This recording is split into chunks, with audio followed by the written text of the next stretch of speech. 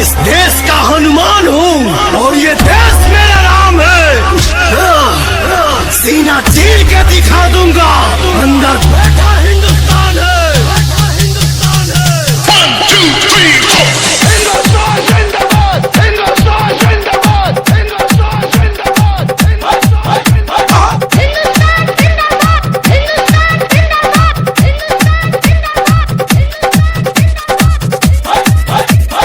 इधर सुनो, तुम पाकिस्तानी आजकल कुछ ज्यादा ही कूद रहे हो।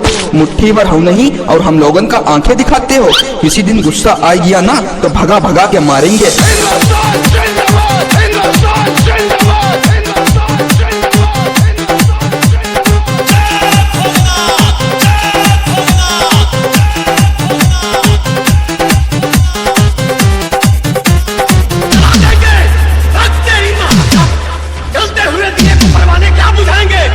और जो मुझको को नहीं जला पाते वो जिंदों को क्या जलाएंगे। मेरा हिंदुस्तान जिंदाबाद था और रहेगा। हिंदुस्तान जिंदाबाद, हिंदुस्तान जिंदाबाद, हिंदुस्तान जिंदाबाद, हिंदुस्तान जिंदाबाद, हिंदुस्तान जिंदाबाद, हिंदुस्तान जिंदाबाद,